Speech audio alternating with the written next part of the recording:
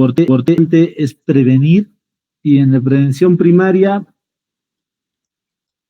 o prevención secundaria, que hay que verlo.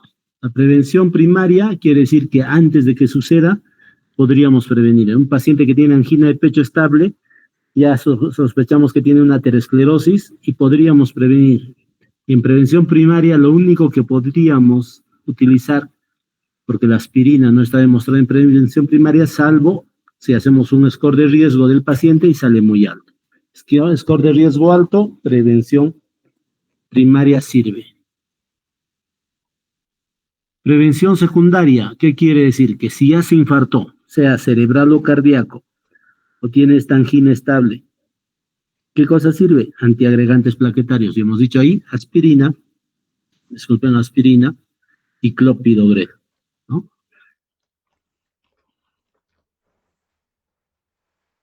Contraindicados la el que tiene hemorragias digestivas, gastritis severas o alergia al ácido acetilsalicílico. Si ya tiene un stent, aspirina más clopidogrel durante un año y después solo se queda con aspirina. Y si no tolera, clopidogrel. Estatinas en un paciente con angina de pecho estable de por vida, ¿no? Tanto para prevención primaria, o sea, antes de que tenga el evento, y si ya tiene el evento, prevención secundaria. Esto nos ayuda a estabilizar la placa y regresionar la placa, que se vuelva un poco más delgada. Claro que no varía mucho, pero también estabiliza, que no se rompa, que no tenga otros síndromes isquémicos.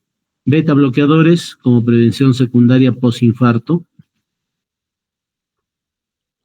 Controlar los factores de riesgo que ya les hemos dicho, los diabéticos tienen que tener unas glucosas aceptables, los hipertensos, la presión arterial controlada, los que tienen síndrome metabólico, disminuir la obesidad, el sedentarismo, tratamiento de la dislipidemia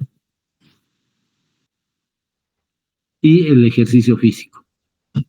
Ejercicio físico es importante, suspensión del tabaquismo, que no fumen y una dieta saludable. Entonces eso es lo importante para el cuadro de síndrome coronario crónico, angina estable y los demás. Para el cuadro de síndrome coronario agudo, y eso es lo que nos toca el tema ahora. En el síndrome coronario agudo,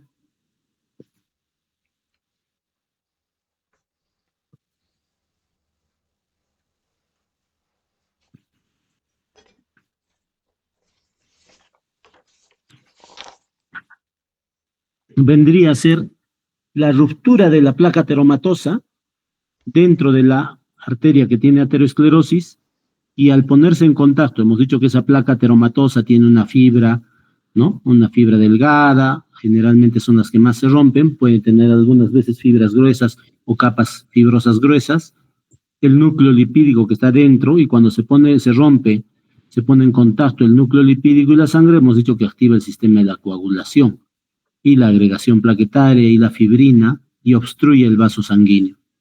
Entonces eso se llama síndrome coronario agudo. Cada que ustedes digan SICA o síndrome isquémico coronario agudo, como lo hemos dicho en la clase anterior, nos está indicando que hay una ruptura de la placa ateromatosa y que hay una agregación plaquetaria y hay una coagulación o una activación del sistema de coagulación.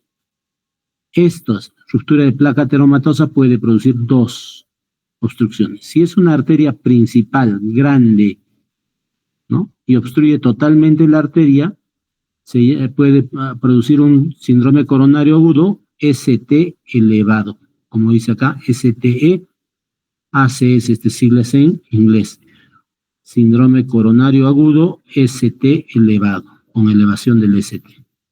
Si la arteria es un poco más pequeña y la obstrucción es parcial de la arteria, de la que está irrigando el corazón, se produce un síndrome coronario agudo, ST no elevado, que es la más frecuente. Se dice 1 millón de síndromes coronarios ST no elevado en el año 2010, que es, o 2015, que es esta. Hicimos, pero eso no ha variado, y STs elevados, por cada millón hay 300,000. Se dice que las mujeres tienen más de un tercio con síndrome coronario agudo sin elevación del ST, y menos de un cuarto con elevación del ST. Y miren cómo con los años, desde los 90 hasta el 2006, cómo se ha estado invirtiendo. Más porque hacíamos diagnósticos antes de síndrome coronario ST elevado, ¿no?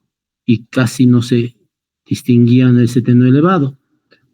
Pero después se dieron cuenta que comenzaban a producir cambios en el ST infradesnivel, T negativas, elevación de enzimas, y poco a poco, como en los años 2000 y actualmente 2006 y 2020, la cantidad de síndrome coronario agudos ST no elevados es mayor que la de síndrome coronario agudo ST elevados.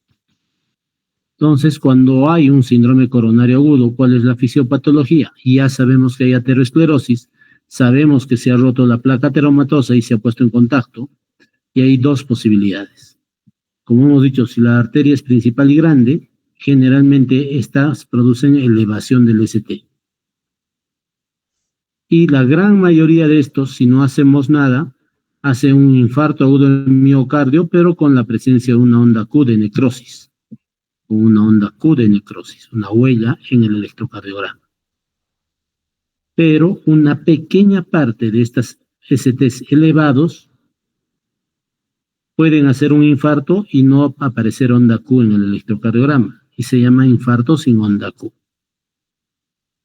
Por otro lado, los síndromes coronarios agudos, la gran mayoría que hace sin elevación del ST, cuando son arterias pequeñas y obstrucción parcial de la arteria, la gran mayoría sin elevación del ST puede ir a una angina inestable. Hemos visto la otra vez que angina inestable era una angina estable que estaba tranquila y que comenzó a producir síntomas antes de las actividades que mencionaba el paciente, o sea, antes de las 8 semanas y a esfuerzos menores. Pero también en el síndrome coronario agudo, cuando tú tienes un paciente que tiene un síndrome coronario agudo, dolor torácico típico, con infradesnivel del ST o T negativas, y si le tomas unas enzimas cardíacas y no eleva las enzimas cardíacas, se llama angina inestable. ¿Listo? La gran mayoría sin elevación del ST, una gran mayoría es angina inestable. Si no hacemos nada y se infarta, no hay elevación del ST y se llama infarto agudo del miocardio sin elevación del ST. Y una pequeña minoría chiquita de estos sin elevación del ST pueden ir a un infarto con onda Q. Infarto de miocardio. Entonces, estamos viendo que la gran mayoría de los sin elevación del ST, una gran mayoría es infarto de miocardio sin onda Q, muy pequeños con onda Q, y otro gran porcentaje angina inestable, sin elevación de enzimas, troponina. En el síndrome coronario con ST elevado, solo hay dos. La gran mayoría hace infarto con onda Q, si no lo tratamos a tiempo, y una gran minoría sin onda Q. Esta diapositiva, que ya la conocen, es la misma. Tiene una placa ateromatosa con un núcleo lipídico, con una capa fibrosa bien delgada, un núcleo lipídico bien grande, y que el lumen de la arteria no está muy comprometida, pero estas son las que se rompen más fácilmente y hacen los síndromes coronarios agudos. Hay otras placas estables en la que el núcleo lipídico es chiquitito, ya no tan grande como acá arriba, sino acá es pequeño, en que la capa fibrosa no es delgada, sino acá miren una capa fibrosa bien gruesa, e incluso obstruye más el lumen de la arteria. Estas son las que menos se rompen, pero producen más síntomas como angina. Sin embargo, también se rompen. Y hemos dicho que hay linfocitos, macrófagos, células intimales y musculares activadas. Aquí tenemos, por ejemplo, una arteriografía, ¿no? En un paciente que ven su bypass y como hay una lesión en esta. Si hay el daño de la cápsula, de la placa vulnerable, se rompe, pues se produce entonces, hemos dicho, un contacto de la sangre con el factor tisular y con el núcleo lipídico, y esto lleva a un trombo y que puede ocluir la arteria, un trombo oclusivo, donde hay agregación plaquetaria, la trombina más la fibrina hacen una trombo rojo y los hematías y se obstruye. Ese es el trombo oclusivo y ocluye casi totalmente la arteria por un daño en la cápsula o factores trombogénicos. Otro porcentaje es un trombo mural o lábil que produce isquemia y crecimiento de la placa, y después esta posible isquemia continuada puede seguir vulnerable y puede embolizar. Y por otra parte, a veces hay micro rupturas de la placa y hace capa de plaquetas mínimo trombo, no hace oclusión, progresa de la lesión y lleva a la reparación y cicatrización y se vuelve poco a poco en una placa estable. Voy a retroceder en esta placa estable. Entonces, cuando hay microinfartos, si son cortitos, cicatriza, se vuelve una placa estable, ¿no? Entonces, a la activación plaquetaria, pues hay adhesión, se vuelve en agregación plaquetaria, el fibrinógeno se vuelve en fibrina y la plaqueta activada también con la glicoproteína 2B3A, ¿no? Por esta lesión endotelial, activa y hace la agregación plaquetaria.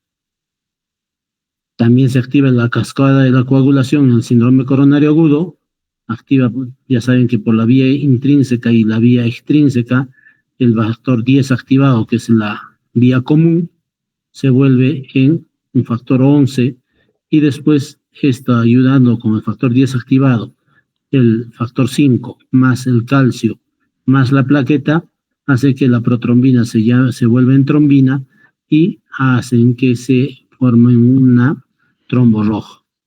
Entonces, lo que era una placa sin complicación, se vuelve una placa complicada con agregación plaquetaria, con activación del sistema de la coagulación, formando un trombo con obstrucción, un trombo oclusivo que obstruye casi la totalidad de la arteria coronaria, produciendo cicas ST elevados, ¿no?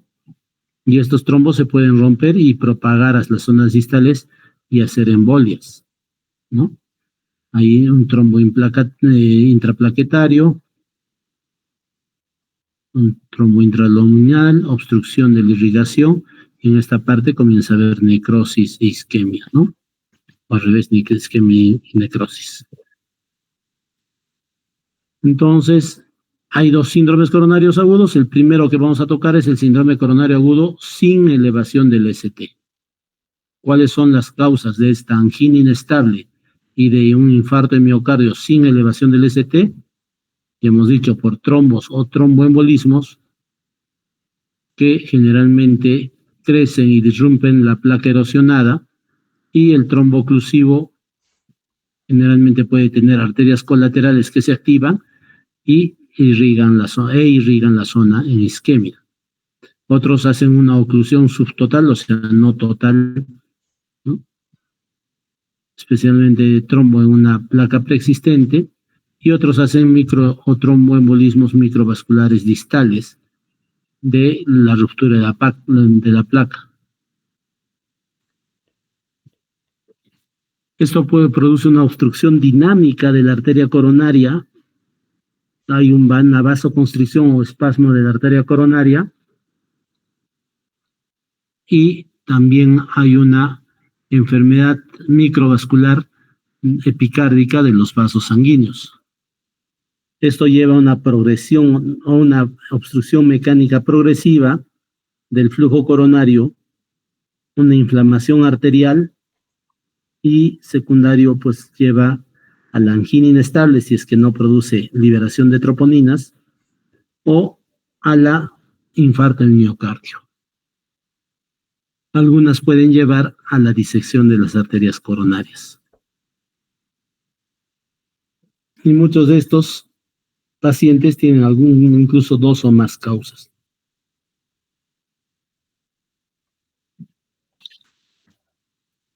Entonces, la angina inestable tiene tres presentaciones principales. La angina de reposo, que es una angina durante el reposo, que es prolongada, usualmente más de 20 minutos, ¿no? La otra, nuevo episodio anginoso, que es al menos una clase 3 de severidad de la sociedad canadiense, o sea, pequeños esfuerzos o esfuerzos menores a los habituales, y una angina en incremento. Y esta angina en incremento que está previamente diagnosticada, o sea, un empeoramiento de la angina,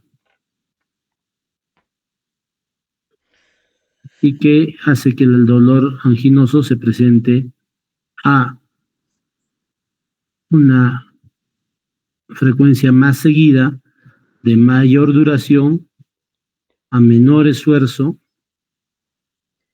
y que se incrementa en la clase funcional o de la sociedad canadiense en la severidad.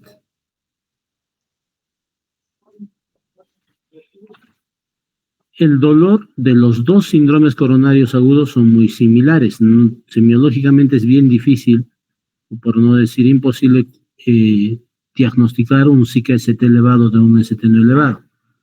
El dolor torácico, pues habitualmente es retroesternal, con dispersión al resto del tórax, que se irradia a cuello, a mandíbula, a brazo y antebrazo izquierdo, cara interna, ¿no? A veces dedos cubitales de la mano, epigastrio, y raras veces cara interna del brazo y antebrazo derecho. El tipo de dolor es opresivo, generalmente del sitio retroesternal, se puede ir a los lóbulos de las orejas y puede asociarse a síntomas neurovegetativos como es náuseas, vómitos, sudoración. Cuando tenemos un paciente con esas características, con un dolor torácico típico, como acabamos de mencionar, se le debe, apenas llega a la emergencia, en menos de 10 minutos tomar un electrocardiograma. Y si en el electrocardiograma vemos ondas T negativas, simétricas, que baja lento y sube lento, o sea, si ponemos una línea aquí, la distancia entre la mitad y esta y la mitad y este lado deben ser iguales. Esa es la TEMP simétrica. Entonces, esto, si le tomamos a un paciente con dolor y tenemos esto, infradesnivel del ST que va hacia abajo o T negativas, que se llama SICA-ST no elevado o SICA sin elevación del ST. Es lo mismo. Hemos dicho que las T negativas hablan de isquemia, ¿no? Y sería una isquemia subepicárdica. La LST es la lesión, ¿no? Si baja es lesión subendocárdica, si sube es lesión subepicárdica. En este caso sería una isquemia subepicárdica con unas T negativas. No hay mucho infradesnivel y aquí sí hay un infradesnivel con una lesión subendocárdica. En el paciente con síndrome coronario agudo, que viene con dolor intenso, típico, le tomamos un electro, le tomamos la presión, un examen clínico rápido, en menos de 2 minutos el electro, y le vemos que son T negativas o infradesnivel, decimos sí que ese T no elevado, debemos tomarle los marcadores bioquímicos, que son especialmente troponina T o troponina I ultrasensible. Eso es lo primero. Antes se pedían marcadores cardíacos, que era CPK total, CPKMB, ¿no? Luego mioglobina, pero actualmente no. Se toma lo ideal, troponina. Y si es troponina ultrasensible, mucho mejor. Se le da el tratamiento inicial y se espera el resultado. Recuerden que estos biomarcadores demoran 2-3 horas en salir resultado y algunas veces más. Entonces el CPK, CPKMB casi ya no se utilizan. La mioglobina también tiene alta sensibilidad, pero baja especificidad porque se eleva por cualquier causa. Y si es que sale, pues tiene un buen valor predictivo negativo y detecta la repercusión. Las troponinas tienen más sensibilidad y especificidad Se detectan especialmente hasta 1 o 2 semanas, hasta 14 días en la troponina T. Te da información pronóstica, cuanto más alto es desde el inicio, te está diciendo que el paciente es peor. Te da una información terapéutica de cómo está yendo. Y las desventajas es que se eleva tardíamente, después de 3, 6 horas. Por eso que las ultrasensibles tenemos que pedir que se elevan a la primera hora. Y otra desventaja de la troponina es que no detecta reinfartos. O sea, si un paciente está con elevación de troponina, ya decimos infarto, poco a poco baja, se curva a las 24, 48 horas, va comenzando a desaparecer. Si se reinfarta, pues no se detecta.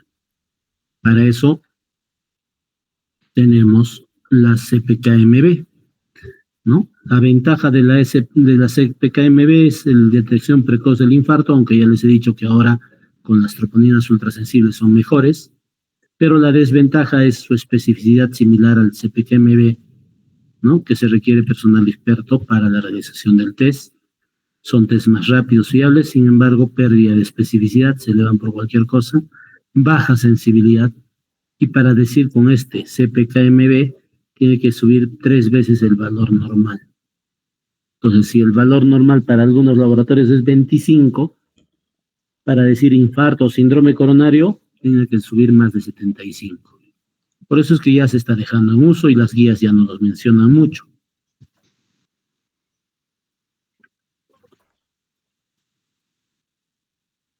Recuerden que las troponinas se pueden elevar por varias otras causas. Por ejemplo, los pacientes con disfunción renal crónica o aguda, los pacientes en falla renal, más los en diálisis, que son crónicos, tienen troponinas elevadas, altas. Y si le tomas, puede confundir y no es por un síndrome coronario. La insuficiencia cardíaca congestiva grave, ya sea aguda o crónica, tiene elevaciones de las troponinas más elevadas. Los pacientes con crisis hipertensiva también. Los pacientes con taquiarritmias o bradiarritmias son otro factor de riesgo. Los pacientes con tromboembolia pulmonar o hipertensión pulmonar grave también hacen elevación de las troponinas. Estas son las principales. Pero hay enfermedades inflamatorias como las miocarditis que pueden elevar, enfermedades neurológicas agudas como los ACVs, las disecciones aórticas, las miocardiopatías hipertróficas, los pacientes con contusión cardíaca, los que son sometidos a marcapasos, ablación, cardioversión, van a salir con las troponinas altas y nos están infartando. El hipotiroidismo es otra de las causas.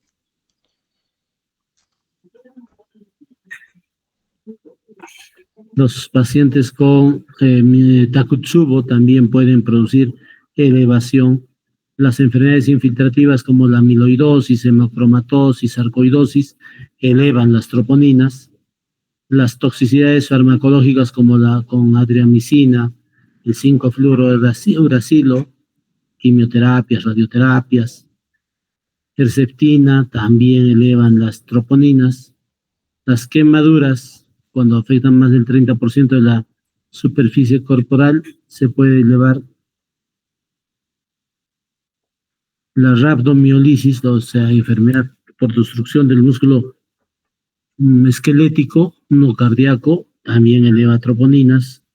Los pacientes críticos, especialmente con insuficiencia respiratoria, sepsis, y que están en UCI, puede tener elevación transitoria de las troponinas y no es síndrome coronario agudo. Entonces, el síndrome coronario agudo no todo es elevación del ST. Y miren cómo es la curva enzimática, ¿no? Aquí está la mioglobina, cómo se eleva en las primeras horas, en 2, 3 horas se eleva rápidamente y a las 24 horas ya desaparece. Entonces antes se utilizaba por eso la mioglobina. Como hemos dicho, es específica, no es específica, tiene baja especificidad, pero sí es sensible. El CPK total que no se utiliza, el CPKMB también tiene una curva que llega a su máximo y dependiendo de qué CPK utilices, el CPKMB u otro, el cerebral y otros, puede elevarse o no. 48 horas, 24 horas se eleva y después comienza a bajar y a las 2 o 3 días ya desaparece y está cero. Mientras que miren la troponina I, que está aquí, miren cómo se eleva progresivamente, su máximo llega entre 24 a 48 horas y después baja y desaparece hasta en 160 horas, o sea, 7 días por lo menos. Y la troponina T dura hasta 14 días en desaparecer.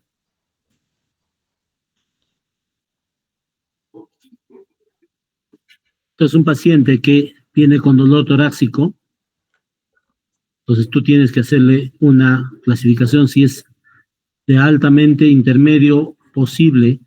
Entonces, si este paciente ya es un paciente mayor, tiene diabetes, tiene colesterol alto o ha tenido un infarto anteriormente, pues es alto o posibilidad intermedia alta de que tenga otro síndrome coronario agudo. Entonces se le admite en una unidad de síndrome de Zika, ¿no? Para descartar como angina inestable o como infarto de miocardio ST no elevado. Si el paciente tiene con dolor torácico, pero su probabilidad es baja, isquemia, por ejemplo, es un paciente joven, sano, pero es un dolor retroesternal torácico opresivo, pues se observa y se le pide los marcadores por de 0 a 6 horas y también un electrocardiograma con dolor. Si el dolor es recurrente, más un electrocardiograma alterado y marcadores, pues se admite en la unidad de angina inestable o en unidad de síndrome coronario agudo. Pero si el dolor no es recurrente, no hay cambios, el electrocardiograma es normal, los marcadores normales, pues se puede hasta mapear al paciente, o si es que el dolor es atípico, no es como el que hemos mencionado, y el electro y todos salen normales, y la transtorácica, el ecocardio sale negativo, será de alta la casa. Entonces, si hay síntomas para ya quedar afianzados, síndromes sugestivos de síndrome coronario agudo, podemos decir que es un diagnóstico no cardíaco, es un dolor a la opresión, un dolor atípico, ¿no? El tratamiento está indicado por los diagnósticos alternativos, neuritis intercostal, antiinflamatorios, analgésicos. Si es un dolor crónico, que es una actividad física conocida, pues se puede catalogar como una angina estable crónica.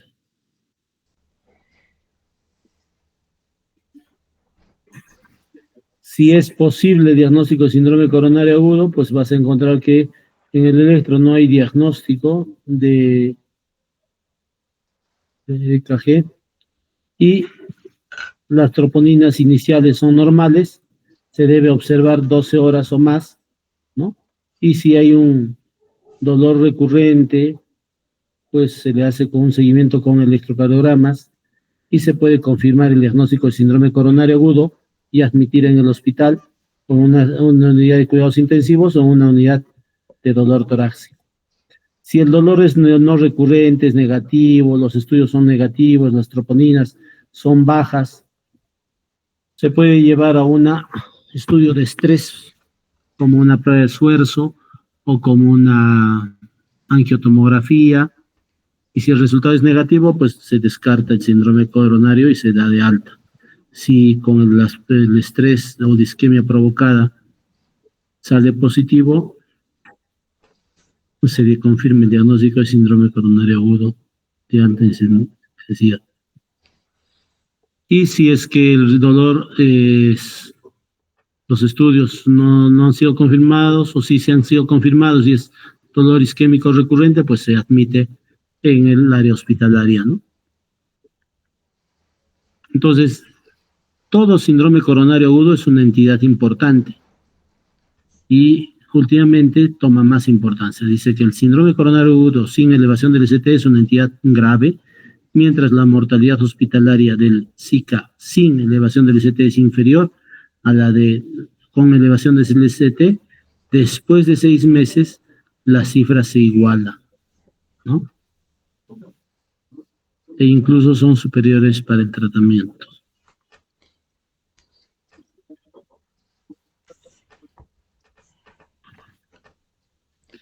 ¿Y cómo hacemos una evolución? Hay varios scores, uno de ellos es el score de Grace y otros. Este score nos dice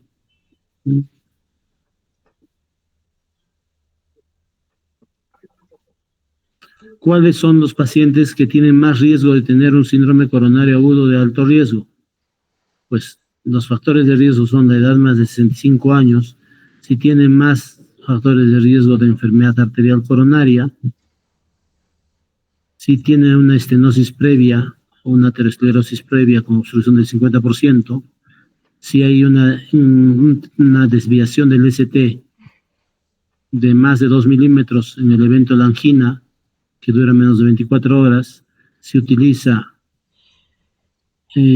aspirina los últimos 7 días, o hay elevación de las enzimas cardíacas, pues cuando tengan más factores, y llegamos a que estos pacientes tienen más factores de riesgo cardiovascular y más posibilidad de tener el infarto. Entonces, ¿quiénes son de riesgo alto? Pacientes con inestabilidad hemodinámica. Tiene dolor torácico, tiene T negativas, las troponinas salen levemente elevadas o no, pues, y su presión está baja, este es paciente de alto riesgo. Si tiene angina recurrente, todo el rato le va doliendo con un tratamiento adecuado, ya le he dado 24 48 horas, es de alto riesgo. Si tiene angina de reposo con cambios en el ST, más de 1 milivoltio durante la crisis, tiene alto riesgo. Si hay alteraciones marcadas o persistentes del ST, infradesnivel del ST todo el rato, es de alto riesgo. Si las troponinas están más de 10 veces su valor normal, de alto riesgo. Si hay angina posinfarto, ¿qué quiere decir? Después de 48 horas del tratamiento óptimo, ya no debe tener dolor torácico. Si hace dolor, angina posinfarto y es de alto riesgo. Si hay arritmias ventriculares graves, de alto riesgo.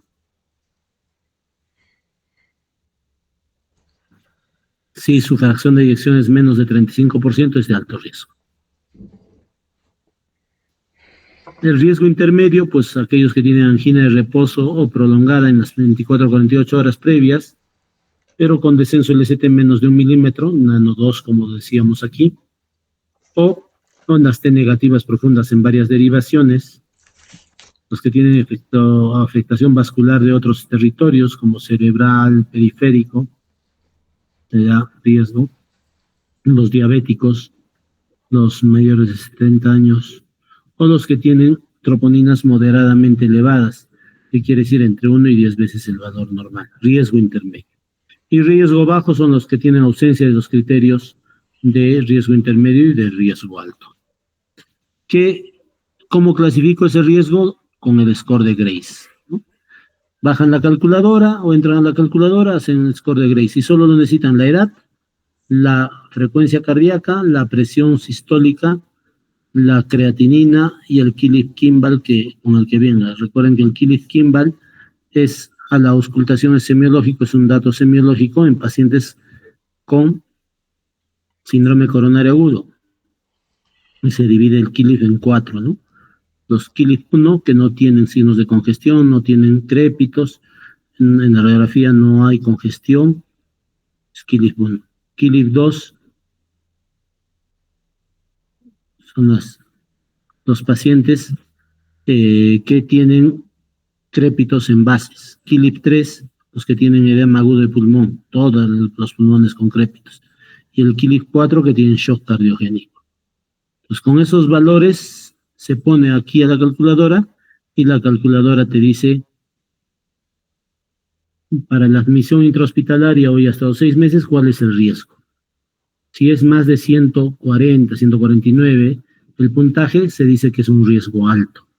Si es menos de 106, algunos dicen menos, es un riesgo bajo. Y el intermedio está en los otros valores. También te puede ayudar el score de Grace para ver si ha tenido un infarto de miocardio a la admisión, un arresto cardíaco con paracardíaca a la admisión, si hay una desviación del segmento ST o las enzimas, los marcadores, y te da pues la probabilidad de muerte intrahospitalaria o a las 6 meses también te da la probabilidad.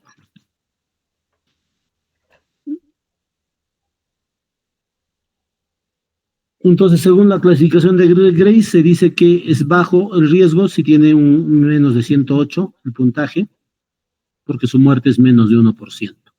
Es intermedio si es que el score de Grace va entre 109 y 140, en la cual la mortalidad llega hasta 3%, que es alta, y o intermedia, y es alta si llega a más de 140 puntos, o su muerte intrahospitalaria pues es más del 3%, ¿no? Entonces, esto es importante que tomen en cuenta.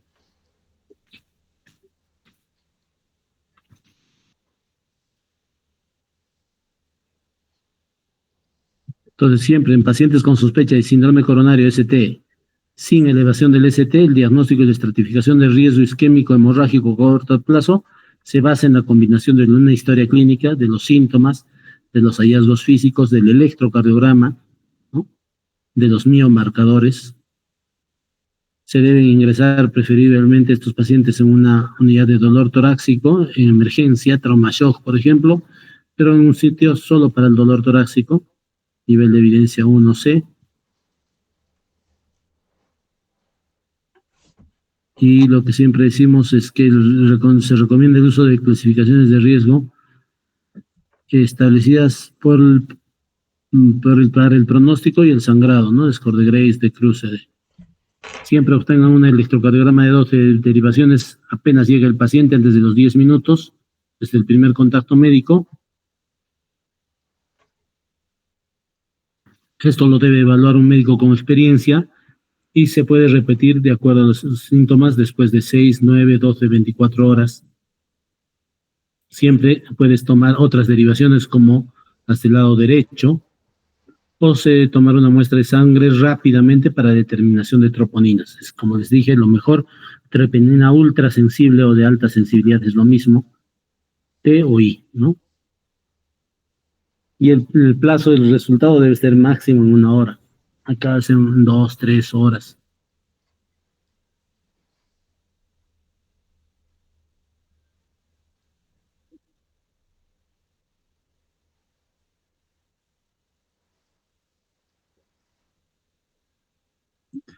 Se puede hacer una ecocardiografía a todos los pacientes para evaluar la función ventricular izquierda o para diagnosticar otros diagnósticos para confirmar un diagnóstico diferencial.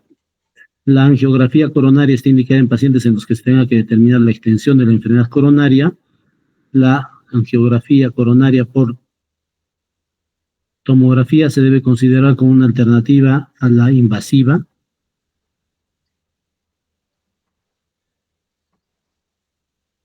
Y en pacientes sin dolor recurrente, con electrocardiograma normal, con troponinas negativas, clasificación de riesgo baja, pues una prueba de estrés, de prueba de esfuerzo no invasiva para inducción de isquemia se puede hacer, ¿no? 1A. ¿Qué hacer con estos pacientes? ¿Qué hago, doctor? Ya le he tomado su electro, ya sé que es un Zika, le estoy pensando un Zika ST no elevado. ¿Qué debo hacer? Entonces, a todos debemos darle el medicamento, que vamos a decir la terapia médica, aspirina, clopidogrel, estatinas, que hemos visto en algunos beta bloqueadores y IECAS, de acuerdo, pero hubo una discusión si estos pacientes deben ir a cateterismo cardíaco o no. Y ahí hubo la estrategia conservadora que decía no, hay que estabilizar la placa con el tratamiento médico que acabamos de mencionar, que es antitrombótico y antiisquémico. Eh,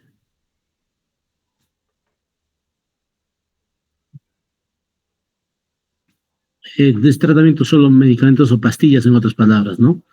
Y después la evaluación angiográfica y revascularización solo si la isquemia es refractaria o hay una isquemia residual posterior. Y los otros dicen terapia invasiva. Muchos dicen no, a todos los pacientes con síndrome coronario agudo, aunque sea sin elevación del ST, se debe dar un tratamiento antitrombótico y antiisquémico y hacer una evaluación angiográfica precoz.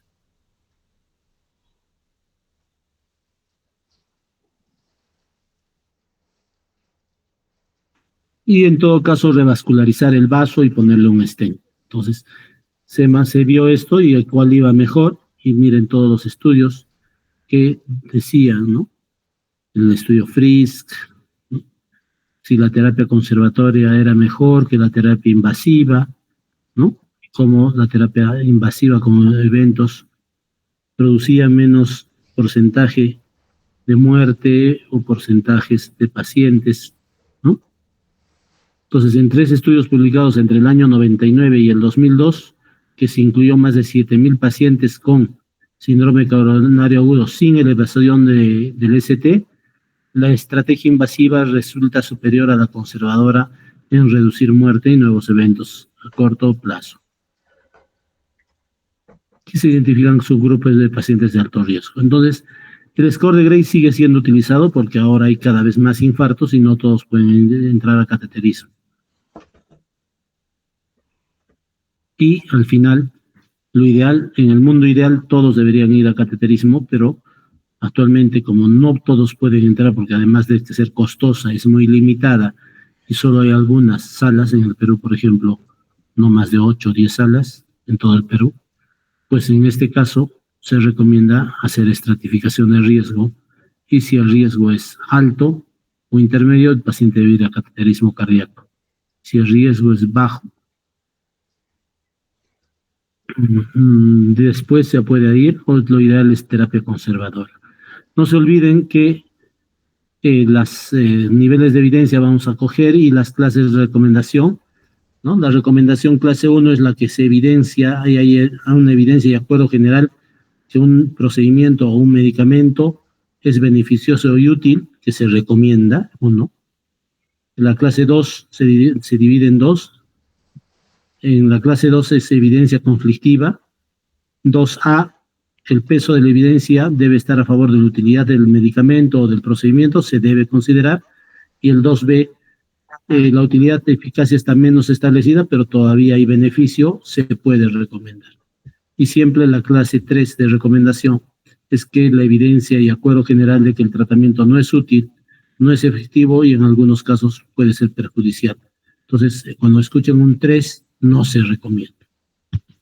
Y el nivel de evidencia A, que son datos procedentes de múltiples ensayos clínicos aleatorizados o metaanálisis, ¿no? Por ejemplo, 1A, entonces ya hay con muchos estudios se ha demostrado de que la aspirina sirve, por ejemplo. Cuando es B, datos procedentes de un único estudios no aleatorios, puedes usar. El nivel de evidencias expertos.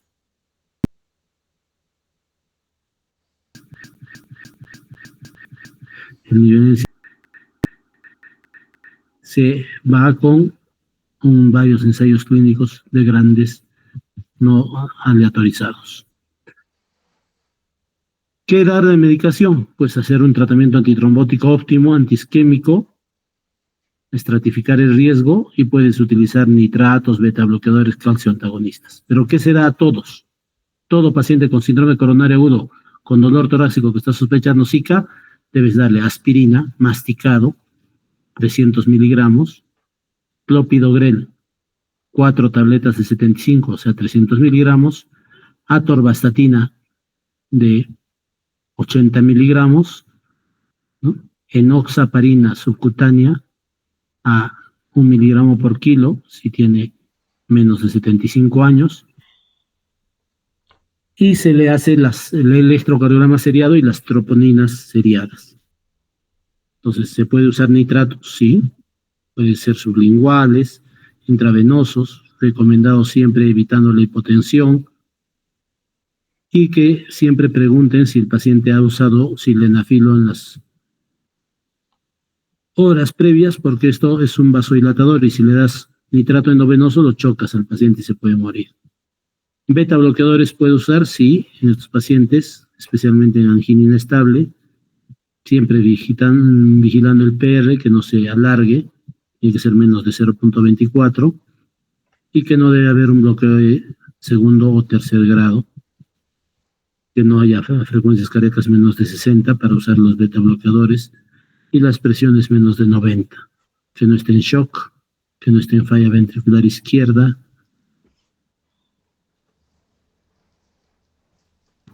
Los bloqueadores de canales de calcio, pues con cuidado, más ahí hay que evitar el edema pulmonar, digamos, en un paciente con edema agudo de pulmón, o cuando haya fracción de eyección menos de 40%, hemos dicho ya en falla del ventrículo izquierdo. Y el sulfato de morfina, pacientes que los síntomas no están libres, o sea, sigue con dolor pese a los nitratos, y ya le di nitroglicerina 3 veces sublingual, pues puede usar morfina o sulfato de morfina, pero siempre evitar si hay hipotensión, si hay depresión respiratoria, o si hay confusión o obnubilación.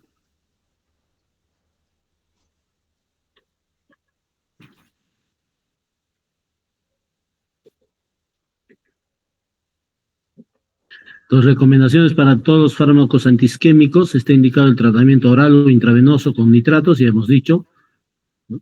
El tratamiento con beta bloqueadores, ya saben quiénes evitar, especialmente si no están en KILIF3.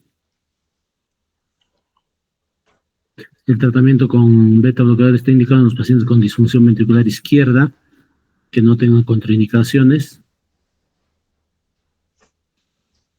Los bloqueadores de canal de calcio tipo diltiazem, verapamilo, para el alivio de síntomas, y en pacientes con contraindicación para bloqueo beta.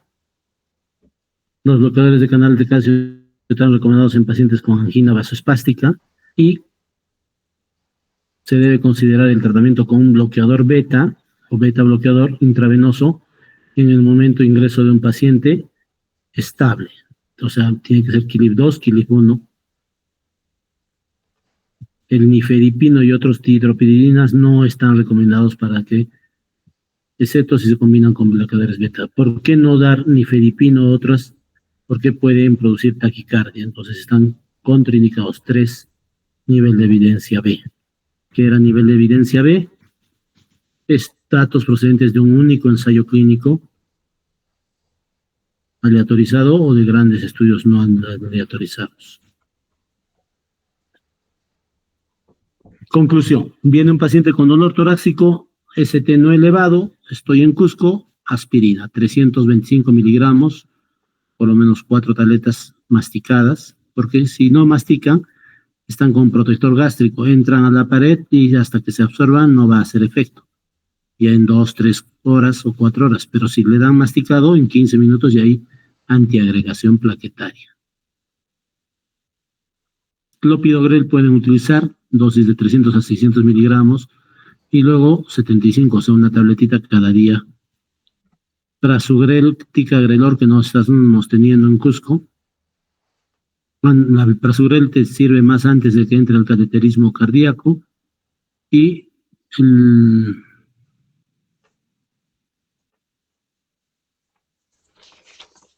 ticagrelor también se puede usar 180 miligramos en dosis titulables. Otras terapias antiplaquetarias endovenosas que no tenemos y cuando entran a cateterismo es abscisimaab, epifibatide, tirofiban, que son inhibidores de la glicoproteína 2B3A, pero no lo tomen en cuenta, solo conózcanlo.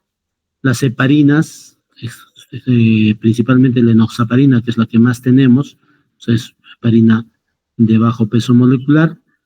De acuerdo a la edad, se utiliza entre de 0,75 a 1 miligramo por kilo de peso.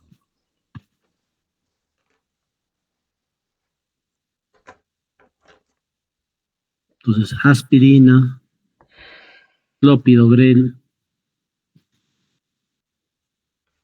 estatinas,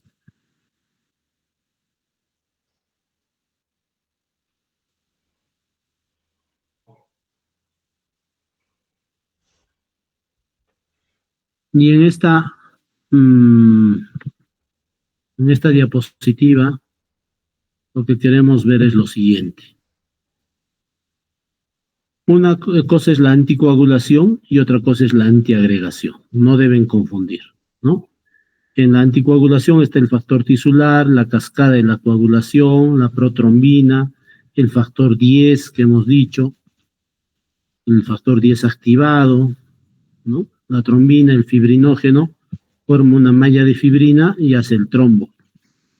Entonces, el tratamiento en un síndrome coronario agudo, ahí están las heparinas de bajo peso molecular que actúan en este nivel, y la vivaanlirudina, que son otros antitrombóticos. Por otra parte, y las heparinas, ¿no? Por otra parte, es la agregación plaquetaria y antiagregantes plaquetarios que hacen que en el colágeno por el ácido, se convierta por el ADP y se active la glicoproteína 2B3A y con el tromboxano A2 lleve a la agregación plaquetaria y esto lleva a la formación de mayor trombo, el trombo blanco. Pues es importante que aquí tenemos la aspirina que actúa a este nivel, evitando la formación con el tromboxano A2 y en antiagregante plaquetario, o inhibidores de la glicoproteína 2B3A, o antiagregantes que actúan a nivel del ADP como clopidogrel, prasugrel, ticagrelor y evitan la formación de trombo. Entonces son dos caminos y dos vías totalmente diferentes y no confundir anticoagulación con antiagregación plaquetaria. Eso es lo importante. ¿En quiénes está recomendado la anticoagulación? Pues en pacientes que están en fase aguda, además del tratamiento antiagregante plaquetario. Por eso le damos aspirina, damos la enoxaparina, ¿no? La anticoagulación se debe seleccionar según el riesgo isquémico y hemorrágico. Y está recomendado el fondaparinux, que ya casi no lo tenemos, la enoxaparina tenemos nosotros, que se da 1 miligramo por kilo 2 veces al día como anticoagulante. Y si no hay fondaparinux o enoxaparina, pues está indicado heparinas no fraccionadas para un TTPA en infusión continua entre 50 y 70.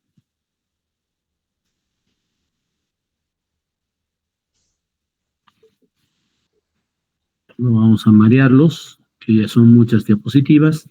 Hay inhibidores de la glicoproteína 2B3A. Y ya vemos pues los criterios alto riesgo con indicación de manejo invasivo, cateterismo cardíaco, ¿no? Si hay un aumento o disminución relevante de las troponinas, si hay cambios dinámicos del ST o de la onda T, los pacientes diabéticos con falla renal, con FEBI disminuida, angina postinfarto, aquellos pacientes que después de 2 días están en tratamiento y siguen con dolor torácico o angioplastía reciente, o que han sido hace poco sometidos a cirugía de derivación aortocoronaria, un bypass, o que tienen un riesgo intermedio a alto según la puntuación de Grace, pues deben ir a una terapia invasiva, un cateterismo cardíaco.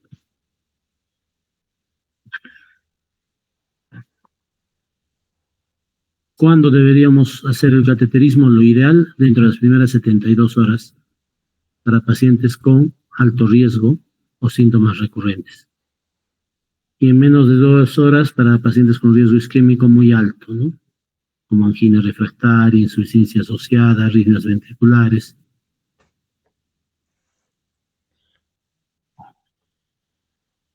Y como hemos dicho, los pacientes que tienen un puntaje de Grace mayores de 140, pues lo ideal es lo recomendable es ir a cateterismo cardíaco el mismo rato.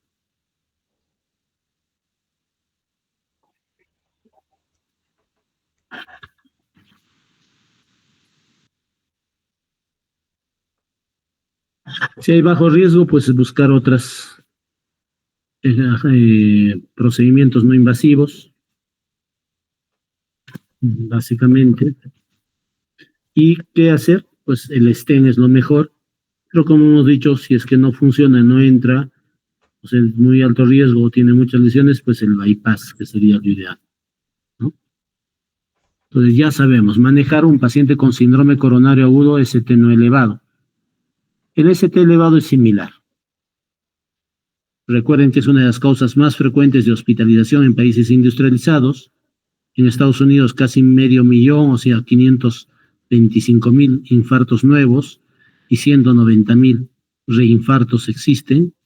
Su mortalidad ha caído del 10 al 6% por el aumento de las salas de cateterismo cardíaco. Y siempre recuerden que tener un síndrome coronario ST elevado aumenta la mortalidad en 4 veces más en un paciente mayor de 75 años. Su diagnóstico es un electrocardiograma como una herramienta básica. Viene el paciente con las mismas síntomas del dolor que hemos tocado antes, retroesternal, opresivo, que se irradia mandíbula, oreja, lóbulos de oreja, hombro izquierdo, cara interna de brazo, antebrazo izquierdo, dedos cubitales de la mano, puede ser epigastrio, generalmente es retroesternal, asociado a síntomas como náuseas, vómitos, que se exacerba con el ejercicio, que calma con el reposo. Todo lo que hemos tocado antes es el mismo. Entonces, si tienes ese paciente, le tomas un electro en 10 minutos. Y si ves que en el electro hay supradesnivel, miren, en 1, en ABL, B2, B3, B4, B5, este es un anterior extenso, como un síndrome coronario que he trombolizado el día viernes en el seguro, era anterior extenso, pues tenemos que darle la medicación. ¿Y cuál es la medicación? Recordemos, la fisiopatología dice que hay disconfort, estamos teniendo un síndrome coronario agudo. Si hay elevación del ST, ¿cuál era? Obstrucción total de la arteria en una arteria principal. La mayoría de estos van a llevar a infarto con onda Q y necrosis. Muy pocos a infarto sin onda Q. Entonces, ¿qué hay que hacer? El dolor, hay que hacer un electro en menos de 10 minutos y no esperamos biomarcadores porque cuando hay elevación del ST, ya imaginamos que es una placa complicada como en antes, con obstrucción total de la arteria, y debemos trombolizar o fibrinolizar o llevarlo a un cateterismo cardíaco urgente en menos de 24 horas, en menos de 1 hora o 3 horas que entre para abrir la arteria coronaria. ¿Por qué? Porque la cantidad de miocardio dañado depende del territorio irrigado y como hemos dicho, esta es una arteria principal y si la arteria culpable no se abre, se va a infartar gran territorio. También depende el miocardio dañado, el infarto, si el vaso está o no completamente ocluido. Hemos dicho que en estos ST elevados generalmente son oclusión completa. Y depende de la duración de la oclusión. Si dura más de 20 minutos, ya hay necrosis, infarto. Y cuantas más horas pasen, es ser peor. Y depende de la presencia o no de circulación colateral. Algunas veces hay suerte que los pacientes están teniendo, calma el dolor súbitamente y es que tenía una arteria, una circulación colateral por donde se llegó la irrigación. También depende de la demanda de oxígeno en el miocardio afectado, de los factores que producen lisis espontánea y algunos pacientes que se abren solitos sus arterias, o de la respuesta del miocardio a la restauración de flujo. Cómo responde cuando abrimos la arteria coronaria con una trombolisis, con un cateterismo cardíaco, con un stent. El dolor es el mismo, ya lo hemos visto, esta diapositiva es el mismo. El signo de Levin o mano en garra retroesternal, que es importante, más frecuente en los ST elevados. La duración de tiempo generalmente son más de 20 minutos. Y en el electrocardiograma, si esto es un electrocardiograma normal, debemos ver si hay onda Q y elevación del ST o alteración de la onda T. Porque si hay elevación del ST, puede haber necrosis o, como aquí, una elevación del ST, como el signo del conejito, miren, ¿no? Sus patitas, su orejita, su colita. Si este está elevado, se llama síndrome coronario ST elevado. Este paciente debe trombolizarse, fibrinolizarse inmediatamente o entrar a un cateterismo para abrir la arteria coronaria, ¿no? Porque si no va a llevar a la necrosis, a onda Q y con cambios T negativos. Y después la necrosis de la onda Q ya que hemos dicho ya solo como una secuela, ¿no? En el electrocardiograma. Se le toma un electrocardiograma de 12 derivaciones, ¿no? Y se puede tomar los biomarcadores como troponinas, pero no se espera nada a su resultado. Si tiene ST elevado, trombolizas, fibrinolizas o lo envías a un cateterismo cardíaco. Le das las mismas terapias que hemos mencionado, como son aspirina, clopidogrel, aspirina masticado, clopidogrel, atorvastatina, enoxaparina, trombolizas y lo mandas a un cateterismo cardíaco. Porque si esperamos la troponina, ya hemos dicho que por más que sea ultrasensible, demora 1, 2, 3, 4 horas y después hay que pedir otra vez, ¿no? Entonces es importante trombolizar cuanto antes. Y bueno, un electro, en lo que puede haber complicaciones como las rupturas o las insuficiencias mitrales.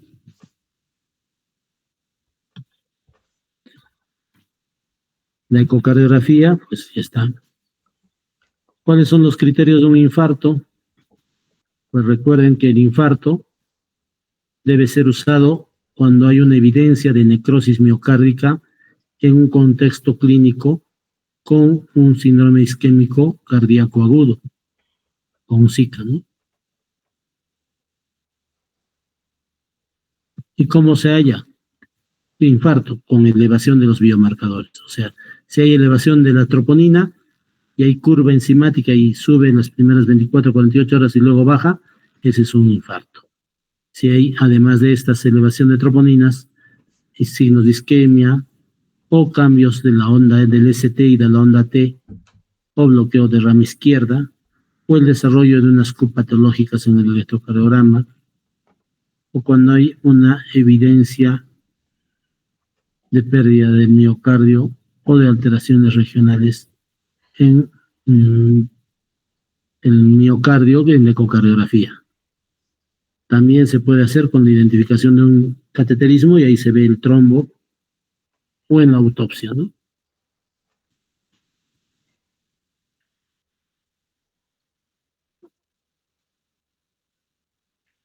Entonces hay 5 tipos de infarto. El infarto tipo 1 es la ruptura de placa teromatosa. El infarto tipo 2, cuando hay una muerte súbita con signos sugestivos de infarto con bloqueo de rama izquierda. El infarto tipo 3, cuando está relacionado, o el tipo 2 por aumento de la frecuencia cardíaca, el tipo 3 con la muerte súbita, el tipo 4 con un cateterismo cardíaco y un stent, y el tipo 5 con un bypass, ¿no? La arteria coronaria. Son los 5 tipos de infarto. Entonces, el infarto tipo 1 es el que conocemos, ruptura de placa teromatosa. El infarto tipo 2, que eso deben repasar, son aquellos pacientes que se infartan, pero si no hay ruptura de la placa teromatosa, puede ser que tengan aterosclerosis severa y hace taquicardia, una fibrilación auricular, una arritmia cardíaca, sepsis, cualquier cosa que aumente la frecuencia, no irriga porque esta arteria coronaria está dañada y comienza a haber necrosis de los miocardios y hay elevación de enzimas, es un infarto tipo 2. El tipo 3 es aquella que hemos dicho que está resultando en una muerte súbita, ¿no? Con arresto cardíaco, con signos sugestivos de infarto. El tipo 4A pues son los infartos relacionados a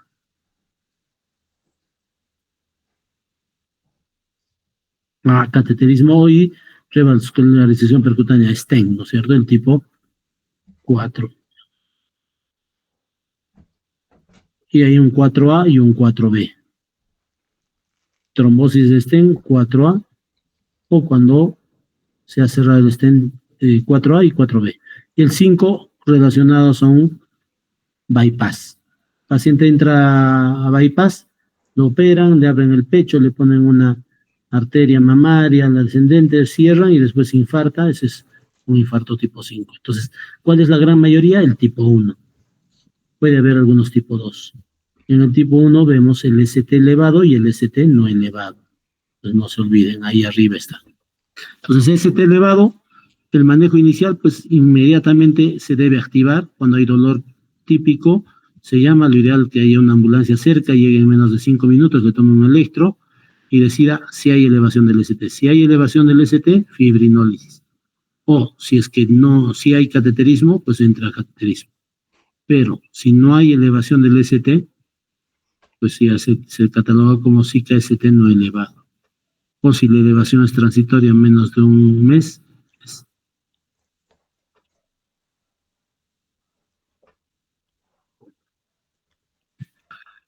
Eso es lo prehospitalario, ¿no? Entonces, hay los síntomas, por eso que ustedes han visto en el 911, llegan, los paramédicos lo toman un electro en la casa, ven que hay elevación del ST y llaman al médico y le dicen, ya estamos iniciando trombolisis, fibrinolisis, y abran el cateterismo cardíaco o llamen a los pacientes. Si la ambulancia no va a demorar menos de una hora, que es la hora dorada, el golden hour, ¿no? La primera 60 minutos, pues si va a demorar menos de esto, para llegar a cateterismo cardíaco hasta que entre a la sala de cateterismo, pues ya no lo trombolizan, sino de frente cateterismo cardíaco. Si va a demorar entre 2-3 horas el cateterismo, pues mejor o hasta que abran, le hacen primero la fibrinólisis, se le da el fibrinolítico, destruye, y después entra el cateterismo cardíaco, ¿no?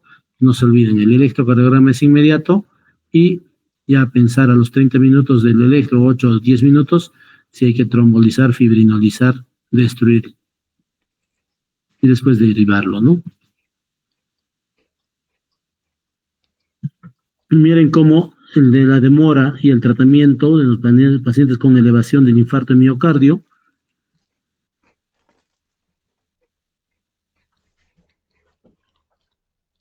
Entonces, al primer contacto médico y el electrocardiograma debe solo demorarse menos de 10 minutos. Entre el primer contacto médico y la fibrinólisis, menos de 30 minutos, media hora. Ya le tomas inmediatamente ya.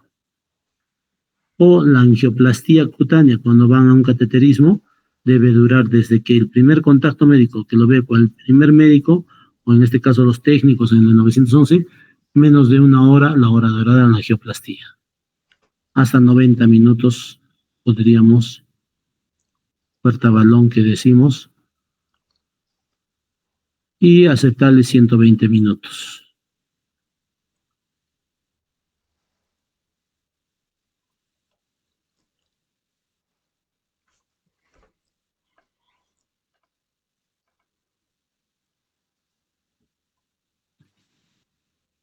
Entonces, si tenemos cateterismo, que entre el cateterismo para ponerle stent. Si no tenemos cateterismo, fibrinólisis y darle la medicación que hemos dicho, aspirina, clopidogrel, enoxaparina, estatinas. ¿No? Que eso es lo importante.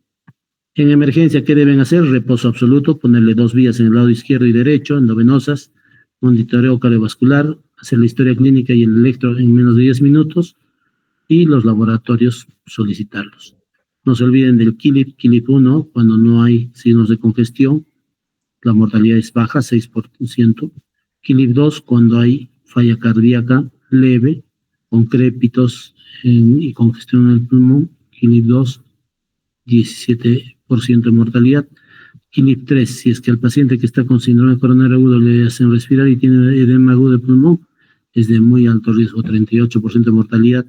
Y los pacientes que están chocados con presiones menos de 90, 60, pues están 81% de mortalidad, es un KILIP 4. ¿Qué le deben dar en emergencia? Oxígeno, aspirina, masticado 300 miligramos, 325 hemos dicho, clopidogrel 300 miligramos no necesita masticarse.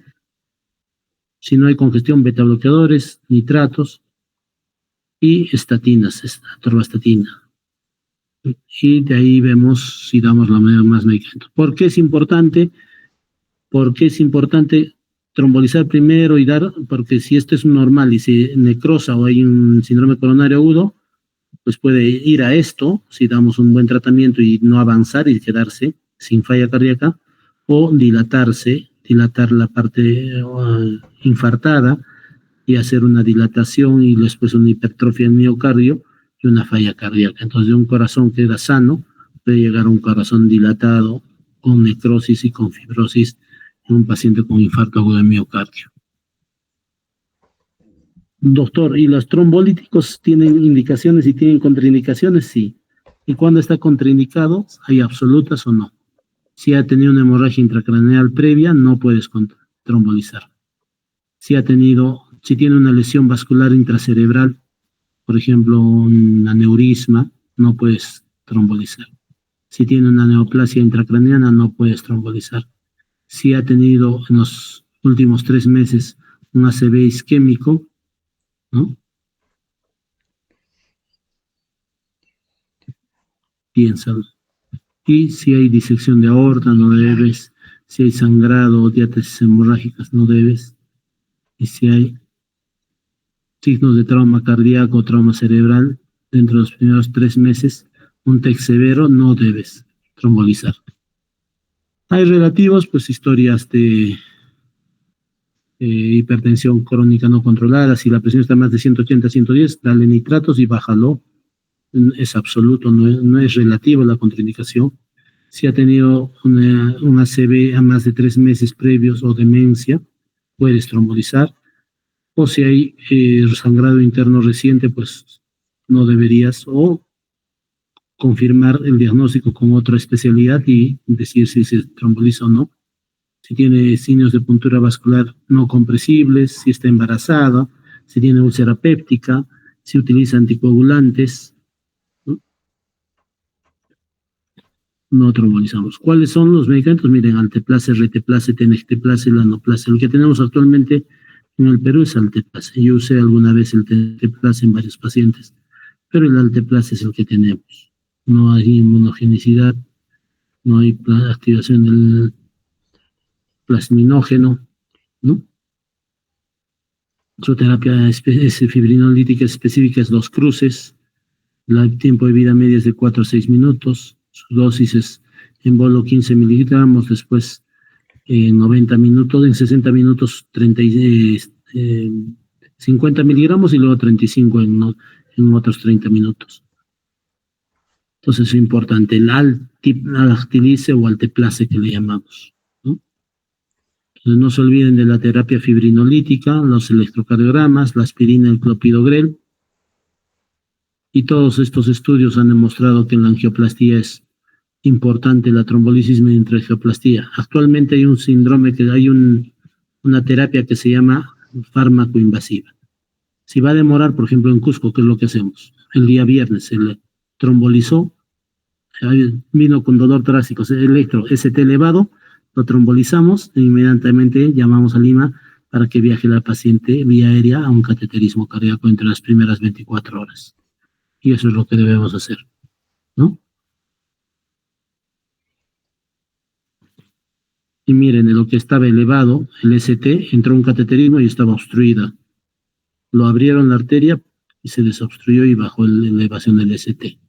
Entonces, la terapia fibrinolítica y el stent, la angioplastía con stent, es de vital importancia para salvar el corazón y la vida del paciente.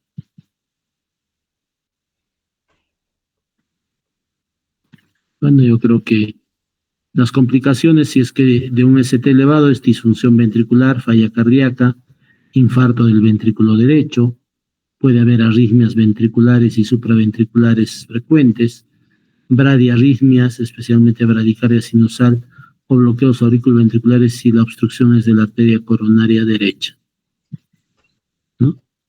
Si han entendido, pues ya dice que el corazón no va a terminar en la basura y muerto, sino hay que ver. Paciente con dolor torácico, háganle ST elevado o háganle EKG, si está ST elevado, y pregúntense, ¿tengo trombolítico o tengo que ir a un cateterismo? Si tengo trombolítico, fibrinolicen, y si no tengo cateterismo. Si tengo cateterismo y es rápido y van a hacer, le hacen cateterismo. Si no tengo ninguno de los dos, aspirina, clopidogrel, atorvastatina, y derivarlo a una zona de mejor resolución, ¿no? Eso es lo importante. ¿Preguntas?